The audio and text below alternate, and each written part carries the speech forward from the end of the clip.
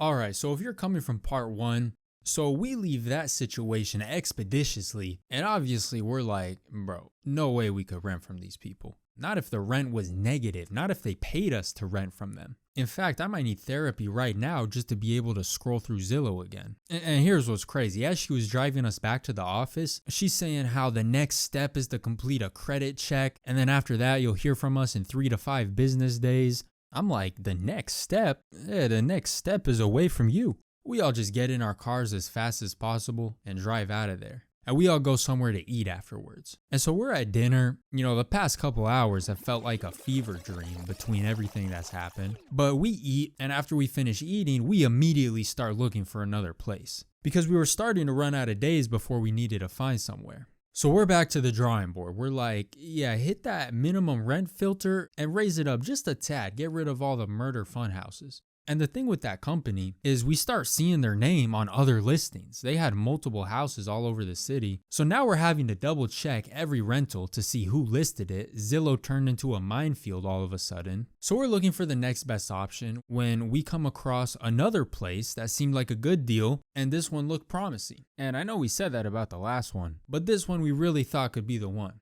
So we go through the same process as before. We call their office, and this time they tell us just to meet them directly at the house for the tour. So the next day, we all show up at the house, and this guy meets us there who introduced himself as somebody that worked for the owners of the house, who he said were this elderly husband and wife. So he lets us into the house, and it was actually, free of rice, no boarded up windows. The house was very old though. I don't think not one singular piece of anything in that place had been changed out or updated from the original house 60 years ago. And nothing was physically dirty, but all of the finishes were so old, they were just kind of stains from wear and tear ingrained into everything. The floors, walls, sinks, everything. But really, the house itself was fine. It was a good tour. House was good. The only thing that was slightly off was this guy who worked for the owners. This dude was a character. The best way I could describe him, I want you to imagine if Saul Goodman was a real estate agent. That was the guy who showed up for our tour. And I knew I was right about him when months later, we would actually catch bro in the middle of some tomfoolery when, on multiple occasions actually, we saw him just camping outside of our house in his car, the same Chevy he pulled up in when he met us for the tour. We'd see him across the street through the windshield, just chilling, feet kicked up. And I don't know, was he spying on us, just checking in? Were the owners sending him on side missions to inspect our movements? One time was at like 11 p.m. too, so that was kind of interesting. But as of right now, all seemed well with the house. The tour was fine. The price was amazing. I think we paid $400 a month in rent each, which was a great deal for that area at the time. So boom, we signed the lease, and later that week they hand us the keys and the house was ours. So we move in, and I'm not gonna lie, I don't think we did not one shred of decorating. The first thing we did, we found 2 couches online, threw them in the corner, and I actually made an older video about how months after we got those couches, somebody would later go on to steal our couch cushions. We washed off our couches one afternoon and left them out to dry, and while they were sitting in our front yard overnight, somebody came by and snatched the couch cushions, but left behind the actual couch. Somebody legitimately hit a lick on our couch cushions. But for the time being, we had 2 fully intact couches. A couple days later, Ricky pulls up in his truck with a table in the back. He's like, yeah, I got a coffee table for the living room. I got a deal. It was free. I was like, free? He's like, yeah, I found it down the street in the alley. So boom, we threw that thing in there, and that was all we needed. That was home sweet home right there. We were chilling. Now, over the course of living there, the house wasn't the worst thing ever, although we most definitely did hit a couple of rough patches. Hey, that $400 a month rent wasn't gonna come without strings attached. The first one being the classic landlord special, the oldest trick in the book, which was all of the bug problems. And we didn't have it horrible, like we never had rats like the stories I've heard from New York. And by the way, I gotta go on a side tangent here because I recently found out that over in New York, you guys just recently got trash bins in 2024. No wonder you guys have rats, bro. Just throwing bare garbage bags onto the road. Yeah, that's what would happen when you don't have trash bins, so you just turn the whole city into a trash bin. Financial capital of the world, by the way. But anyways, we never had rats, and we never had roaches either. And trust me, I wish I didn't, but I got roach stories from other places like you wouldn't believe. so stay tuned for a future video. But in this house, one thing we did have was 1,000,000,000,000 crickets. There was a cricket infestation like no other in that house. Sometimes you would walk into the living room, hit the lights, and see 10, 20, 30 of them hopping around. And look, I didn't want to have to do the crickets dirty, but there were so many of them, we'd have no choice. You would just have to get a shoe and start whacking. And you would not believe how loud it would get at night. I'm lying there trying to fall asleep. These crickets got me feeling like I'm in the enchanted forest. So every night, you'd have your nighttime routine. You would shower, brush your teeth, then set the AC, then kill all the crickets, and then go to bed. But there would always be those extra few that you would miss, because let 15 minutes go by and they would definitely let you know that you missed them. You're trying to sleep and all you can hear is some cricket yelling at the top of his lungs, apparently sharing very important news with the cricket community. And I know some of you are hearing this right now thinking about, wait a minute, that's kind of a vibe to fall asleep to the sound of crickets. I mean, they even got cricket sound videos to fall asleep to all over YouTube. But look, the crickets are cool for the first 3 days maybe, but it's not like you're really in the proper setting for that kind of thing, in the forest in a tent, and they're faintly off in the distance somewhere. That's cool, but see, it's completely different when there's 7 of them pinging off of each other all up and down your hallway. The charm disappears immediately. It's like Mother Nature gave you free tinnitus. And the other thing with these crickets is they would play mind games with you. You'd be in your bed at night trying to sleep, and you'd think you hear one in the living room, so you get up to go find them, start walking down the hallway. But once you get to the living room, it starts sounding like, no, wait a minute, I think it's actually coming from the other end of the hallway I just came from. So you start walking back, and then halfway back down the hallway, you're like, no, wait a minute, it is, he's actually in the kitchen. And I would drive myself crazy trying to find these guys. I was really up at 2 a.m. trying to triangulate the location of a cricket. And our lack of furniture probably didn't help. Their chirps would just echo around the entire house even more. So we'd contact the landlord, or I guess this Saul Goodman guy that worked for the landlord, and we'd ask him to send out a company to do a spray, and they would love telling us that pest control was tenant responsibility. They love that phrase, tenant responsibility. You basically got to stand outside these people's office with a megaphone before they'll do anything about it.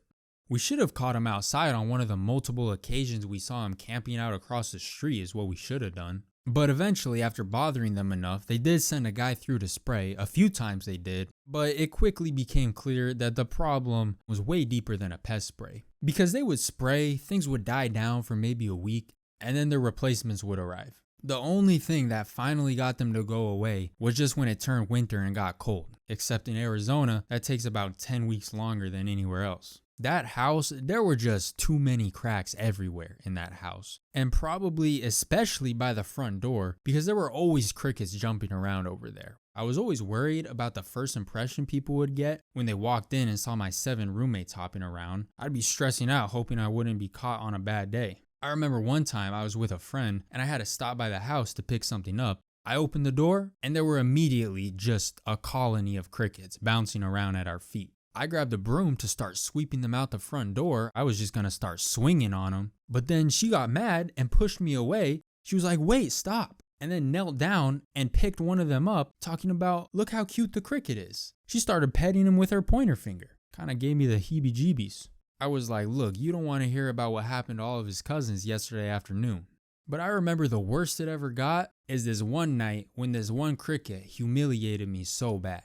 So I'm chasing this cricket around my room, and this was a daily occurrence at this point. And that room had tile floors, but I always liked carpet in my room. So way back when we first moved in, I went and got a roll of carpet and rolled it down over the tile. But the thing with this carpet, which I wish I knew when I bought it, is that these crickets blended in perfectly with it. It made them so difficult to see. I'd have to hyper focus my vision, use 110% brain power just to track where they would move against the carpet. So on this night, I'm chasing this cricket around my room, losing him, then finding him again every other second. I feel like I'm in a Tom and Jerry episode. I'm jumping between stuff, over stuff. At which point, he hopped under my bed. But I'm on him, right? I jump across the room, fling up my mattress as fast as I can before I lose him. The one problem was I had this TV that was sitting on my nightstand right next to my bed, and the TV hung off the end of my nightstand by maybe a couple inches. So when I had pulled up the mattress, I flung it up so forcefully and it clipped the corner of the TV and it sent the TV flying, just flipped it over lengthwise through the air. I don't even know where it hit because I was so focused on finding this cricket, I didn't even notice what had happened with the TV until I heard the crash behind me. I turn around, the whole thing is cracked 1,000 different ways, and when I plugged it in, all I saw was purple and yellow and green. And the cricket was long gone by now, played me like a fiddle, probably couldn't wait to tell his cricket buddies how he bamboozled me. So the cricket war was not going well. We can't get rid of him, now I'm down $400. Yeah, they got it. Another, you could say, interesting feature that this house came with was the washing machine situation. This washer that they had in there was first of all probably older than me, and this machine would make incredible noise. I'm not talking about how some washers bang around a little bit when they run. No, this was the loudest metal clanging, banging, hammering sound. You might as well have thrown pots and pans in there and run it on high speed. You wouldn't be able to tell the difference. The drum on the inside was so crooked and dented, it would just slam against the side of the machine on every single rotation, metal on metal. This machine was so scuffed, I don't know how it still ran. It did wash the clothes though, it got the job done, just very loudly. In fact, so loudly, we could not do laundry at night or in the morning because nobody in the house could sleep through it. And the worst part, just the cherry on top, was the washer and dryer were in the kitchen, right next to the sink. So even when we did do laundry during the day, you had to listen to what sounded like construction work while you cooked spaghetti. 10 out of 10 ambiance. So in this house, you got crickets screaming at each other, washer sounds like a jackhammer ringing down the hallways, the decibel levels were unbelievable. But by far the worst part of that house, and this was the real $400 rent special, which was the plumbing / bathroom / flooding situation. Now Ricky was the one that had the master bedroom, and he had his own bathroom in that room. And when we first moved in, this seemed like the nicest room in the house, right? The only one with a bathroom. That is, until we weren't even a month into the lease, when one night Ricky comes home to his entire bedroom flooded. Water everywhere. And it turned out the pipes in his bathroom had leaked or backed up or both, and they flooded his bathroom, which then flooded his bedroom. And he's lucky that he didn't have carpet on his floors, only tile, because over the course of living there, his bathroom would go on to flood again and again and again. And at first, the timing of the flooding, we couldn't figure it out. Every so often, it would just happen. But we eventually realized it was related to when the hallway bathroom, which was on the other side of the wall, would be used. So the two bathrooms shared a wall where all the plumbing was, and I guess the plumbing was so old and rickety that if there was too much activity at once, the plumbing system would just fail. And plus, who knows what sorts of items have been clogged up in those pipes over the years. So say if one person used a hallway shower and then they brushed their teeth while Ricky was using his sink, oh, it was over. Ricky was getting flooded. And it wasn't always the massive flooding into his bedroom and everything. Sometimes it was just a little puddle over on his side, but he was still constantly getting flooded, having leaks, waking up to puddles in his bathroom. So what we would have to do, there were 3 bathrooms total in that house. So we would have to strategically space out the bathroom usages. Imagine having to be calculated about who uses which bathroom when. But the thing about the flooding, it was unpredictable because sometimes the pipes would decide to work for weeks or months straight without any problems. I mean, for example, we would have people over and there could be 5 people going in and out of that bathroom back to back to back, and everything would be fine. But then on the other hand, I remember one night I left the faucet on while I was brushing my teeth, and this man starts yelling through the wall from the other side. He's like, "Hey, turn it off. There's water everywhere." He's banging on the wall so loud, I thought his fist was gonna punch through the drywall. So we would have good stretches where we would go months without there being any issues at all. But then out of nowhere, boom, things would flood 3 days in a row. So I don't know, make it make sense. And during the good stretches, everybody would just kind of forget we even had problems and go about business as usual. So I remember one time when we were in the middle of one of these good stretches, we're not even thinking about the pipes. It had been, I think, a few months since we last had issues. We've been using the bathroom back to back to back. I'm taking 20-minute showers, no problems in sight. And the end of the week was coming up and we're all talking about what we were going to do over the weekend. And we're like, yeah, let's throw a house party this weekend. So we make a party flyer, send it out to a bunch of people, told those people to invite people. And Saturday night comes around and people start pouring in. It just didn't stop. That party flyer we made, I don't know who sent it to who, that sent it to someone else that put it on Craigslist or something, but there was way too many people that showed up to our house. And now that I think back on it, it's a miracle that no crazy shenanigans went down with that many people in one place. I mean, there had to have been at least 150, 200 people at that house, with groups of people coming and going the entire night. And the house was decently big, so everybody could fit. It's not like we had much furniture inside anyways. But the night is continuing on, right? 10 o'clock, 11, midnight, 1 a.m. I remember I was somewhere in the kitchen, probably by the washer, and Ricky was right there nearby too, when our friend Fernando, he comes flying around the corner trying to push through everybody, looking kind of panicked. And he's trying to tell us something. He starts yelling over the crowd and the music. He's like, "Ricky, over by the bathroom line, they're saying there's a trail of water in the hallway pouring out from under a door. I think that's your room they're talking about." Ricky's like, "What? No, it can't be my room." But I'm not gonna lie, as soon as I heard the words water and bedroom door, I already knew. And Ricky definitely knew too, he was just in denial. So we start pushing our way through the crowd. Everyone is packed shoulder to shoulder down the entire hallway. We're trying to get through, and unfortunately, before we're even halfway down the hall, I was already seeing large puddles of water. So we get back to his bedroom door, and sure enough, there's just a slow trickle of water flowing out from under it. Ricky pulls out his keys. He's frantically trying to get the door open. He eventually gets his room unlocked, turns on the lights, and there was so much water everywhere. It was bad, worse than it had ever been. I'm talking about wall-to-wall coverage. His furniture looked like little islands in the ocean. And he immediately turns around. Somebody was washing their hands at the sink or something. He starts yelling at everybody. He's like, "Hey, turn that sink off. Everybody get out of here." And like I said earlier, we had a third bathroom all the way on the other side of that house. So we had to lock up this bathroom ASAP and send the whole line to the other one.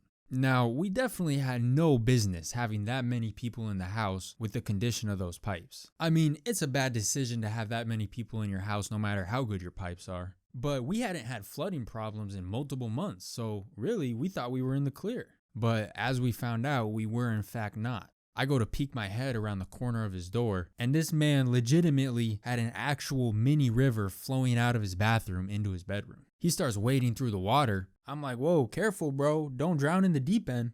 But yeah, it was just way too many people. Toilet flush after toilet flush, sink going non-stop for hours. That old little bathroom got overwhelmed. It couldn't handle it. But hey man, look, you can't let a little flood ruin the party. I remember he found every last spare blanket, towel, pillowcase that we had in that house. He even found a tablecloth somewhere, and we didn't even have a table. So I don't know where that came from. And he just threw it all right down on the floor to soak up everything. And he hit the lights, locked his door back up, and continued on with the night. And for how much of a mess there was, from what I remember, we got it cleaned up somewhat easily. The next day, we picked up all of those blankets and towels, hung them all up to dry, and then scrubbed and bleached all of the floors. And that next day, we tried using the bathroom again, and everything was perfectly fine. No leaky pipes, not a single drop. You wouldn't even know that bathroom had problems, at least until a month later when it all happened again.